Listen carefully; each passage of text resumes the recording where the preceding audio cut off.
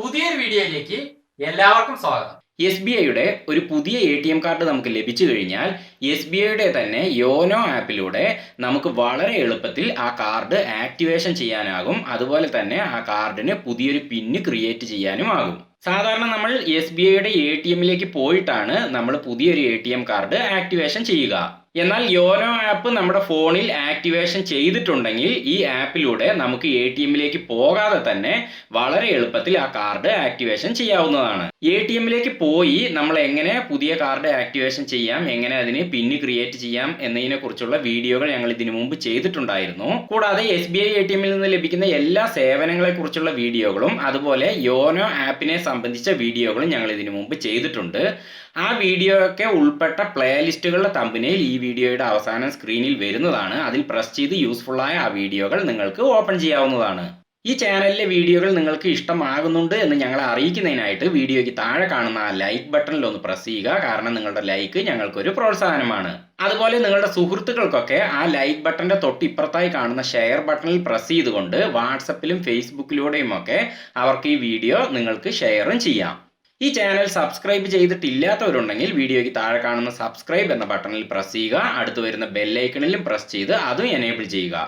എങ്കിൽ നിങ്ങൾ YouTube open ചെയ്യുന്ന സമയത്ത് ഞങ്ങളുടെ യൂസ്ഫുള്ളായ വീഡിയോകൾ വളരെ പെട്ടെന്ന് നിങ്ങൾക്ക് ലഭിക്കുന്നതാണ്. എങ്കിലും ഓക്കെ, നമുക്ക് വിഷയത്തിലേക്ക് കടക്കാം. ആദ്യം ഞാൻ എൻ്റെ ഫോണിൽ ആക്ടിവേഷൻ ചെയ്തു വെച്ചിരിക്കുന്ന യോനോ SBI ആപ്പ് ഓപ്പൺ ചെയ്യുകയാണ്. അടുത്തതായി അതിൻ്റെ MPIN ഇവിടെ ചോദിക്കുന്നുണ്ട്. അപ്പം ഞാൻ ആ MPIN ടൈപ്പ് ചെയ്ത് കൊടുക്കുകയാണ്. MPIN എന്താണെന്ന് ഞങ്ങൾ ഇതിനു മുമ്പുള്ള വീഡിയോകളിൽ ചെയ്തിട്ടുണ്ട്. അത് നിങ്ങൾക്ക് ആ പ്ലേലിസ്റ്റിൽ നിന്ന് ആവശ്യമെങ്കിൽ ഓപ്പൺ ചെയ്ത് നോക്കാവുന്നതാണ്. അപ്പം ഞാൻ എൻ്റെ MPIN ടൈപ്പ് ചെയ്ത് കൊടുക്കുകയാണ്. ഇപ്പം അതിൻ്റെ ഹോം സ്ക്രീൻ ഇവിടെ ഓപ്പൺ ആയിട്ടുണ്ട്. ഇവിടെ കുറേ ഓപ്ഷനുകളുണ്ട്. അതിൽ കാർഡ്സ് എന്ന ഈ ഓപ്ഷനാണ് നമ്മൾ സെലക്ട് ചെയ്യേണ്ടത്. അപ്പം ഞാൻ അതിൽ പ്രസ് ചെയ്യുകയാണ്. അപ്പം അതിൽ പ്രസ് ചെയ്തതും തന്നെ കാർഡുകളെ സംബന്ധിച്ച സ്ക്രീൻ ഓപ്പൺ ആയിരിക്കുകയാണ്. അപ്പം ഇതിൽ ഏറ്റവും മുകളിൽ തന്നെ മൈ ഡെബിറ്റ് കാർഡ്സ് എന്ന് കാണുന്നില്ലേ, ആ ബട്ടണിൽ ഒന്ന് പ്രസ് ചെയ്യുക. ഇപ്പോൾ വന്നിരിക്കുന്ന സ്ക്രീനിൽ ഏറ്റവും താഴെയായിട്ട് റൈറ്റ് സൈഡിൽ ആക്ടിവേറ്റ് കാർഡ് എന്നൊരു ഓപ്ഷൻ കാണുന്നില്ലേ, അതിലൊന്ന് ഇങ്ങനെ പ്രസ് ചെയ്ത് കൊടുക്കുക. അപ്പോൾ ഇങ്ങനെ ഒരു ബോക്സ് ആണ് ഓപ്പൺ ആവുക. ഇവിടെ did you receive the debit card എന്ന് ചോദിച്ചിരിക്കുന്നു. അപ്പോൾ നിങ്ങൾക്ക് പുതിയ ATM കാർഡ് ലഭിച്ചിട്ടുണ്ടോ എന്നാണ് ഇവിടെ ചോദിച്ചിരിക്കുന്നത്. അപ്പോൾ അവിടെ നോ, യെസ് തുടങ്ങിയ ബട്ടണുകൾ കാണുന്നുണ്ടല്ലോ, അതിൽ യെസ് എന്ന ബട്ടണിൽ പ്രസ് ചെയ്യുക. അടുത്തതായി വന്നിരിക്കുന്ന സ്ക്രീനിൽ നിങ്ങൾക്ക് ലഭിച്ചിരിക്കുന്ന ആ പുതിയ ATM കാർഡിന്റെ പുറത്ത് ഒരു 16 അക്ക നമ്പർ ഉണ്ട്. അത് ഇവിടെ ടൈപ്പ് ചെയ്ത് കൊടുക്കാനാണ് പറഞ്ഞിരിക്കുന്നത്. ഇവിടെ എൻ്റർ കാർഡ് നമ്പർ എന്ന് കാണുന്നില്ലേ, അവിടെ ഒന്ന് പ്രസ് ചെയ്ത് കഴിഞ്ഞാൽ അവിടെ കഴ്സർ വരുന്നതാണ്. ഒപ്പം നിങ്ങളുടെ കീബോർഡും ഓപ്പൺ ആവും. അപ്പോൾ അതിൽ നിങ്ങൾ ആ നമ്പർ ടൈപ്പ് ചെയ്ത് കൊടുക്കുക. അത് നിങ്ങൾ ആ കാർഡ് എടുത്ത് നോക്കിക്കഴിഞ്ഞാൽ അതിൻ്റെ പുറത്ത് ഫ്രണ്ട് സൈഡോ അല്ലെങ്കിൽ ബാക്ക് സൈഡോ ആ നമ്പർ നിങ്ങൾക്ക് കാണാം. അപ്പോൾ എൻ്റെ പുതിയ ATM കാർഡിൻ്റെ ആ നമ്പർ ഞാൻ അവിടെ ടൈപ്പ് ചെയ്ത് കൊടുക്കുകയാണ്. അത് ടൈപ്പ് ചെയ്ത് എടുത്തു കഴിഞ്ഞാൽ സ്ക്രീനിന്റെ ഏറ്റവും താഴെ കാണുന്ന ആ നെക്സ്റ്റ് എന്ന ബട്ടണിൽ പ്രസ് ചെയ്യുക. അപ്പോൾ അതിൽ പ്രസ് ചെയ്ത് കഴിഞ്ഞാൽ നമ്മൾ ബാങ്ക് അക്കൗണ്ട് തുടങ്ങുന്ന സമയത്ത് ബാങ്കിൽ ഒരു മൊബൈൽ നമ്പർ കൊടുത്തിട്ടുണ്ട്. അതാണ് നമ്മുടെ രജിസ്റ്റേർഡ് മൊബൈൽ നമ്പർ. ആ മൊബൈൽ നമ്പറിലേക്ക് ഒരു OTP വരുന്നതാണ്. അപ്പം ഞാൻ ഉപയോഗിക്കുന്ന ഈ ഫോണിൽ ആ സിമ്മ് തന്നെയാണ് ഞാൻ ഇൻസർട്ട് ചെയ്ത് ഉപയോഗിക്കുന്നത്. അപ്പോൾ ആ രജിസ്റ്റേർഡ് മൊബൈൽ നമ്പറിലേക്ക് എനിക്കിതാ ഇവിടെ മുകളിൽ തന്നെ നിങ്ങൾക്ക് കാണാം ആ OTP വന്നിട്ടുണ്ട്. അപ്പം ഞാനത് കോപ്പി ചെയ്യുകയാണ്. നിങ്ങളുടെ ഫോണിൽ അത് കോപ്പി ചെയ്യാൻ സാധിക്കുന്നില്ലെങ്കിൽ അത് എത്രയാണ് നമ്പർ എന്ന് പെട്ടെന്ന് നോക്കി മനസ്സിലാക്കുക. ഇല്ലെങ്കിൽ നിങ്ങൾ സ്ക്രീൻ മിനിമൈസ് ചെയ്തിട്ട് SMS-ന്റെ ഐക്കണിൽ പ്രസ് ചെയ്ത് ആ OTP എത്രയാണെന്ന് നോക്കി മനസ്സിലാക്കുക. എന്നിട്ട് വീണ്ടും ഈ സ്ക്രീൻ ഓപ്പൺ ചെയ്ത് അതിവിടെ ടൈപ്പ് ചെയ്ത് കൊടുക്കുക. അപ്പം ഞാൻ എൻ്റർ OTP എന്ന ഭാഗത്തൊന്ന് പ്രസ് ചെയ്യുകയാണ്. അപ്പോൾ ഇവിടെ കീബോർഡ് ഓപ്പൺ ആയിട്ടുണ്ട്. അപ്പം ഞാൻ ആ കോപ്പി ചെയ്ത OTPയെ പേസ്റ്റ് ചെയ്യുകയാണ്. ഇനി അടുത്തതായിട്ട് ഏറ്റവും താഴെ കാണുന്ന ആ സബ്മിറ്റ് എന്ന ബട്ടണിൽ പ്രസ് ചെയ്യണം.